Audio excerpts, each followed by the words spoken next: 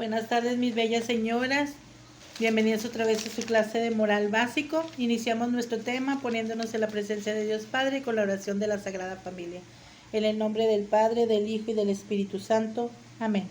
Sagrada Familia de Nazaret, ayúdanos a ser instrumentos de paz. Concédenos que el amor, fortalecidos por la gracia, sea más fuerte que las debilidades y las pruebas que como familia a veces pasamos. Que siempre tengamos a Dios en el centro de nuestros corazones y seamos testigos de su amor. Amén. Ponemos en tus manos, Padre lleno de bondad, las intenciones de este bello grupo de señoras y sus familias. A nuestras ahijadas de oración, en especial a Martista Rodríguez, que es mi ahijada, y a mi madrina Pati Díaz, y a nuestras ahijadas de oración de la unidad Vitrofama, y a su coordinadora Elvia Duelza Quiroga Peña. Ya iniciamos la cuarta unidad de nuestro manual.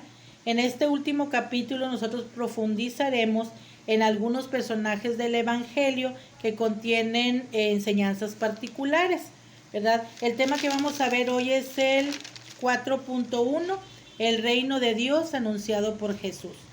El objetivo de este tema es darnos cuenta de que el centro de la predicación y actuación de Jesús es la proclamación del reino de Dios que debemos construir desde este mundo viviendo los valores del Evangelio.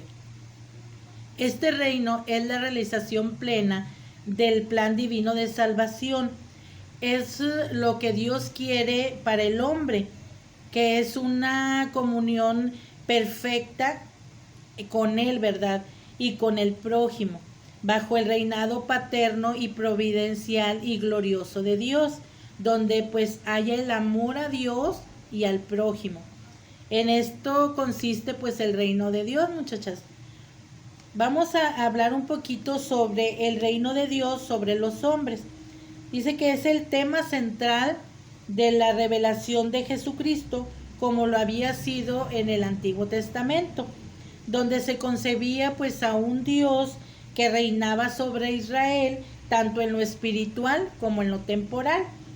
Y por medio de él, pues sometían a sus dominios a diferentes naciones. El rey David es figura de Jesucristo en su condición de rey. Pero Cristo, pues no era rey de Israel para imponer tributos, ni para tener ejércitos armados, ni guerrear contra sus enemigos. Cristo era rey de Israel para gobernar almas, para dar consejos de vida eterna y para conducir al reino de Dios, a quienes están llenos de la fe, de esperanza y de amor. Entonces vemos nosotros que la esperanza, la fe y el amor, pues son nuestros grandes valores, ¿verdad? Como seguidores de Cristo.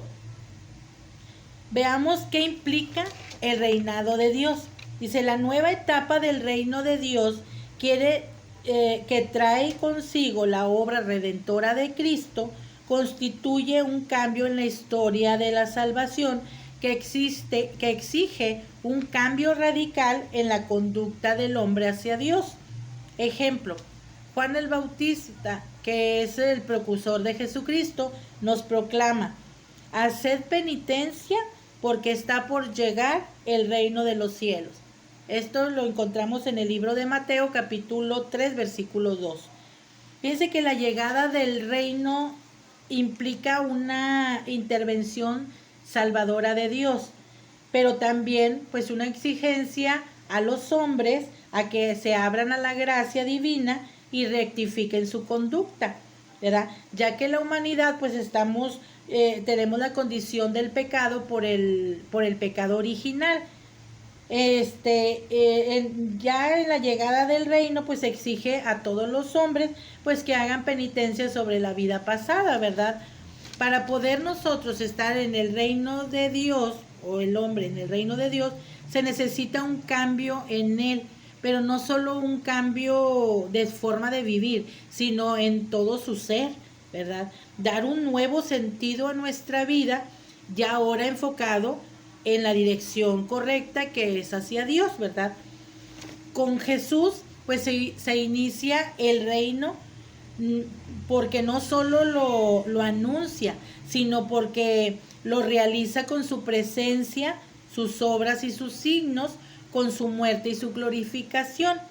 Jesús, como un nuevo Sansón, pues viene a remover las columnas sobre las cuales el mundo fue asentado, para que pase de un mundo regido por el dinero, la sensualidad, el poder, ¿verdad?, a otro mundo gobernado por el amor, por el servicio y la libertad. Jesús quiere que el mundo regrese a su eje, ¿verdad? Es decir, pues a Dios, de que nunca debimos haber salido, ¿verdad? Viene a transformar el viejo mundo en uno nuevo y renovado. Ahora vamos a ver la visión que se tenía de Dios en los tiempos de Jesús. Había tres grandes visiones en esos tiempos, ¿verdad? La primera era la visión grecorromana, perdón. Aquí se dice que los griegos veían en cualquier cosa grande o majestuosa a un dios, ¿verdad? Y a esto pues le daban una forma humana, y así crearon ellos los personajes de su mitología, dándoles una característica a cada uno de esos personajes. En la segunda visión, es el de las religiones orientales egipcio-babilónicas. Aquí los orientales no podían asimilar una visión de un dios personal, ¿verdad? Ellos tenían muchos dioses, y a cada uno tenían un dios según era el caso de cada cosa que ellos necesitaban, ¿verdad? Ellos tenían un dios para cada cosa. Y en la tercera visión, aquí nos habla del Dios del Antiguo Testamento. Dice, la visión del Antiguo Testamento giraba alrededor de la acción salvadora, concretamente del pueblo de Israel. Todo esto hacía pues que los hombres alejaran de sus pensamientos a Jesús, ¿verdad? Ellos veían a un Dios que salvaría a su pueblo Israel, un Dios todopoderoso y lejano de ellos, muchachos. Por lo que la figura de Jesús, como apareció Jesús, pues no les parecía la de un Dios, ¿verdad? Porque no lo miraban fuerte ni guerrero, ¿verdad? Ellos esperaban una figura política o un guerrero, ¿verdad?, que los sacara que los liberara de los pueblos que los sometían por mucho tiempo, ¿verdad? Y entonces, viendo a Jesús, pues, que traía paz y que traía amor, pues no miraban que fuera un Dios, ¿verdad? Vamos a ver cómo era el Dios de Jesús y su reino. Dice aquí que el Dios de Jesús viene a mostrarnos a un Dios que actúa, ama e interviene por sus hijos. Es un Dios vivo y dador de vida, de una vida que compromete a quienes lo reciben. Vida es el Dios de la alianza y la promesa, que tiende hacia el futuro definitivo, donde Dios y los que ya son salvados se encontrarán en ese reino definitivo. No habla, fíjense, que de un Dios pasado, sino de un Dios que existe y que convoca por sus promesas hacia la realización de un futuro siempre nuevo y renovado. Es un Dios de la gracia más que de la ley. Su reino es para cuantos quieran recibirlo, sean o no sean de su pueblo, ¿verdad? Vamos a conocer las características del reino de Dios. El reino de Dios que se ha hecho presente en Jesús significa la victoria sobre el mal en todas sus distintas manifestaciones, como el odio, la violencia, la injusticia y la opresión. Es el acontecimiento de salvación y gracia, de la liberación a los oprimidos, que los males, por los males físicos o morales, de hermandad y solidaridad. En este contexto, pues se debe entender la predicación de Jesús, porque la función de este rey es implantar la justicia y la paz, ¿verdad?, y el amor hacia nosotros mismos. Los valores que se desprenden de la aceptación del reino son la justicia, la verdad, el amor y la paz. De ahí que exija pues un cambio radical en la vida, en nuestra vida, ¿verdad? Poner en práctica pues la palabra de Dios, vivir las bienaventuranzas, ser luz del mundo, ser sal de la tierra y desprenderse de todo lo que nos encadena al hombre, ¿verdad? En una palabra, pues nos pide seguir el camino de Cristo, seguir a nuestro Jesús. El reino de Dios, pues es sencillo, es sencillez y humildad, muchachas. Todos tenemos cabida en él.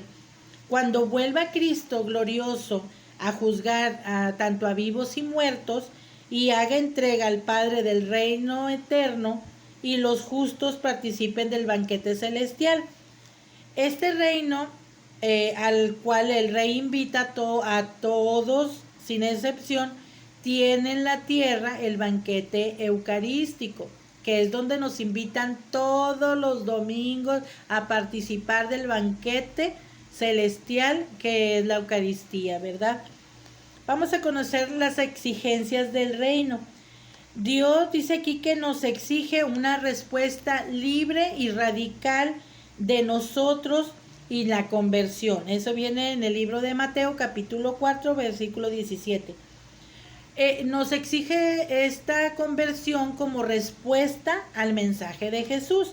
La verdadera conversión exige renunciar a nuestras seguridades para ponernos como niños, ¿verdad? En una actitud de confianza a nuestro Dios, ¿verdad?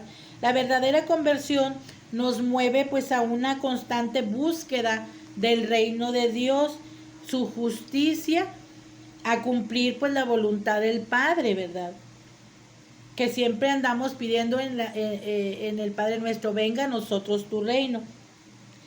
Y sabemos que este se va a realizar en la tierra cuando cualquier hombre o comunidad lucha por la verdad, por la justicia, por la paz y la solidaridad, ¿verdad? Cuando descubramos estos valores, muchachas, sabremos que ahí está presente pues el reino de Dios, que llegará a su plenitud al final de los tiempos, cuando Jesús entregue el reino a todos aquellos que han luchado para conseguirlo. Hay 3 exigencias pues que son difíciles para entrar en el reino de Dios, pero se pueden lograr con la ayuda de Dios, ¿verdad? Primero que nada, pues es que Dios está por encima de todo. Esta es la primera exigencia, ¿verdad? Poner a Dios en primer lugar. La segunda exigencia, tenemos que abrazar la cruz que nos tocó, muchachas. Cargarla por amor a Jesús y a la voluntad de nuestro Padre Dios, llevando nuestra cruz con alegría, con gozo y dándole gracias a Dios, ofreciéndosela a Él, ¿verdad? El tercera exigencia es: tenemos que renunciar a todo aquello que nos impide o dificulta ser buenos discípulos de Cristo. Estas son las exigencias para formar parte del reino de los cielos, ¿verdad? Y llegamos pues muy rápido al mensaje del tema, que dice: Padre nuestro, te pedimos con fervor que venga a nosotros tu reino. Jesús, si se fijan bien, muchachas, le dio mucha importancia a este tema, como lo podemos ver en la oración del Padre Nuestro, ¿verdad? Donde es el segundo asunto más importante en esta oración. En el 520 del Yucat dice: cuando decimos venga a nosotros tu reino, pedimos que Cristo regrese como lo ha prometido y que se implante definitivamente la soberanía de Dios que ya ha comenzado aquí. Así pues nos lo dice el catecismo, ¿verdad? En acción, proyección y vida nos propone, lo que nos propone en esta semana, dice: